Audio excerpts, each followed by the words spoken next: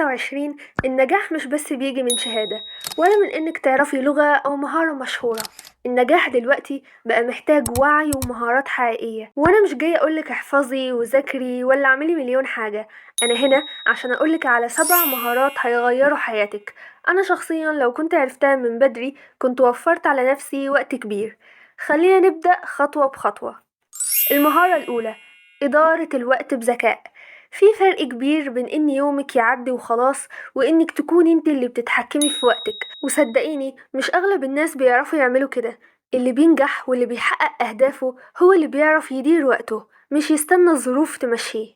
الموضوع مش معقد، الموضوع ببساطة إنك تكوني واعية بيومك.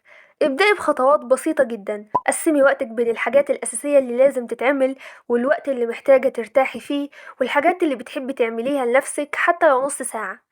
اسألي نفسك كل يوم الصبح: ايه أولوياتي النهاردة؟ ايه حاجة واحدة بس لو عملتها هحس اني أنجزت؟ في أدوات ممكن تساعدك في تنظيم الوقت زي ورقة تو دو ليست أو تطبيق بسيط زي نوشن، لكن الأهم من الأدوات هو إنك كل يوم تفتحي عينك وإنت عارفة اتجاهك، مش ماشية كده وبس. وكل ساعة بتضيع منك من غير وعي بتتراكم وتتحول لشهور وسنين مفيهاش تطور. فكري في الوقت كأنه عملة، انت بتصرفيها على ايه؟ على اللي يقربك من حلمك ولا على التشتت والتأجيل؟ المهارة التانية: الانضباط الذاتي والالتزام، مش بس التحفيز. التحفيز سهل جدا يجي، تشوفي فيديو، تقرأي كلمة حماسية، تسمعي حد بيقولك انت تقدري فتتحمسي وتبدأي، بس بعد يوم أو يومين بيروح الحماس. وده السبب ان ناس كتير بتبدأ وقليل جدا اللي بيكمل. ليه؟ لأنهم اعتمدوا على الحماس مش على الانضباط. الانضباط الذاتي هو انك تعملي الحاجة حتى لو مش حابة، حتى لو زهقانة، حتى لو الدنيا مش مساعداكي، مش لأنك متحمسة لكن لأنك عارفة ان ده هيقربك من اللي بتحلمي بيه. يعني بدل ما تستني المزاج يظبط اعملي روتين بسيط تلتزمي بيه مهما كان مزاجك. مثلا ساعة على الأقل مذاكرة في وقت ثابت يوميا، صفحة جورنال كل يوم، قراءة فصل من كتاب. المهم انك ما توقفيش. النتائج مش بتيجي فجأة، لكن بتيجي من خطوات صغيرة جدا بتعمليها كل يوم، وكل مرة تلتزمي فيها بحاجة قررتيها حتى لو بسيطة بتحس انك أقوى وثقتك في نفسك بتعلى. الانضباط والالتزام مش حاجة صعبة، بس محتاجين قرار. ابدأي بخطوة تناسبك واثبتي عليها، هتتفاجئي بعد أسبوع بعد شهر إنك اتغيرتي من غير ما تحسي. لأن النجاح مش بيتقاس بالحماس اللي بدأتي بيه، لكن بالخطوات اللي فضلت تمشيها لما كل الناس وقفت. المهارة التالتة: البحث الذكي على الإنترنت. الإنترنت مليان كنوز وفي نفس الوقت مليان فوضى وتشتت. إزاي تستخدمي الإنترنت بذكاء؟ أول حاجة، حددي هدفك بوضوح. مش بس عايزة أتعلم إنجليزي، لأ، اكتبي وابحثي عايزة مصادر لشرح الأزمنة أو أفضل تطبيق لحفظ الكلمات. كل ما سؤالك كان دقيق أكتر كل ما النتيجة كانت مفيدة أكتر.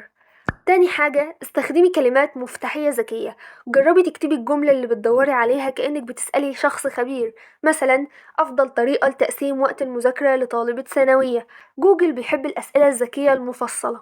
تالت حاجة، فلترة المصادر. مش أي رابط يظهرلك يعني معلومة صح. ركزي على مواقع موثوقة، قنوات تعليمية، مقالات علمية، وكورسات على منصات محترمة أو حتى يوتيوب بس من ناس عندهم خبرة حقيقية.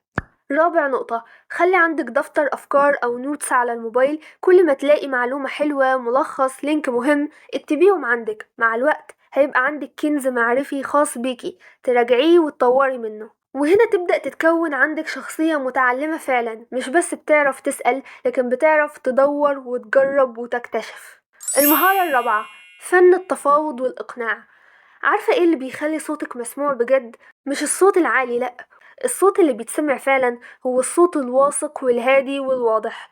وفن التفاوض مش بس في الشغل أو البيزنس، لأ، ده في حياتك اليومية. مثلا لما تقنعي صحابك بحاجة انت شايفاها صح مثلا. المهارة دي بتبدأ من إدراك بسيط، وهو ليك الحق انك تعبري عن نفسك، وان الطريقة اللي بتقولي بيها الكلام بتحدد النتيجة. طيب تعملي ايه؟ ابدأي انك تتكلمي بصيغة واضحة ومحترمة. مثلا: أنا شايفة إن ده مش مناسب ليا، أنا محتاجة وقت أفكر، أنا مقدرة كلامك بس وجهة نظري كذا. مفيش فيها وقاحة ومفيش فيها ضعف، دي ثقة. اعملي تمرين صغير كل يوم. اختاري موقف بسيط في البيت أو في تعليق على فيديو على السوشيال ميديا وجربي تعبري عن رأيك فيه بوضوح. مرة واتنين وتلاتة هتلاقي لسانك بيتعود وثقتك بتكبر ونبرتك بقت أوضح. فن التفاوض هو إنك تفهمي إن الرفض مش حاجة وحشة، وإن الإقناع مش سيطرة، وإن الصوت الهادي ممكن يكون أقوى من أي صوت تاني. المهارة الخامسة: المرونة والتكيف مع التغيير. في جملة بنسمعها كتير بس قليل جدا بنفهمها فعلا، وهي: الحياة مش بتمشي زي ما احنا عايزين. الواقع هتقابلي مواقف مش متوقعة، وخطط هتفشل، وناس هتتغير، ومشاعر هتتلخبط، وحاجات كتير هتخرج عن سيطرتك، وده مش معناه انك ضعيفة. المرونة هي انك ما تنهاريش اول ما حاجة تتلخبط، وهي انك تتقبلي التغيير بدل ما تقاوميه، وتسألي نفسك: طيب ايه اللي ممكن اعمله دلوقتي؟ مش لازم كل حاجة تمشي صح من أول مرة. النجاح مش خط مستقيم، ده طريق مليان لفات ومطبات، ولو خطة فشلت راجعيها وتعلمي منها وابدأي بخطة جديدة حتى لو كانت أبسط. المرونة مش معناها انك ما تحسيش، معناها انك تحسي بس تتخطي، ومع الوقت هتلاقي نفسك بتتأقلمي أسرع وبتتقبلي أكتر وبتطوري من نفسك بدل ما تحاربي الواقع. وفي الآخر، اللي بيوصل مش الأقوى ولا الأذكى، اللي بيوصل هو اللي كل ما وقع قام، وكل ما اتكسر طور من نفسه ورجع يمشي. المهارة السادسة: مهارات التواصل والذكاء العاطفي. أوقات كتير بنفكر التواصل إن لازم نكون اجتماعيين جدا وبنحب الكلام ودايما وسط الناس، بس الحقيقة إن مهارات التواصل مش معناها تكلمي ناس كتير، معناها اتكلمي صح. يعني إيه؟ يعني تعرفي توصلي مشاعرك بوضوح، وتعرفي تطلبي اللي محتاجاه من غير توتر، وتعرفي تحطي حدودك من غير ما تحسي بالذنب. الذكاء العاطفي كمان هو المهارة اللي بتخليكي تفهمي نفسك واللي حواليكي أكتر. وخلي بالك، التواصل مش ضعف، اللي بيعرف يتكلم عن نفسه بيعرف يحمي نفسه ويقوي علاقاته وبيكون أكثر سلاما من جواه. المهارة السابعة والأخيرة: العمل على مشروعك الخاص والتعلم الذاتي. مش كفاية إنك بس تذاكري عشان درجات أو تتعلمي عشان الشهادة. النجاح الحقيقي بدأ يروح للناس اللي عندهم شغف وعندهم مشروع خاص بيهم بيبنوا فيه نفسهم. مش لازم مشروع ضخم ولا براند كبير ولا منتج. المشروع ممكن يكون قناة يوتيوب، بودكاست، صفحة بتكتبي فيها، خدمة بتتعلمي تقدميها، أو حتى مهارة بتطوريها كل يوم لحد ما تبقي محترفة فيها. الفكرة هي إنك تشتغلي على حاجة تخصك وتمثلك وتخليكي تقومي كل يوم بحماس.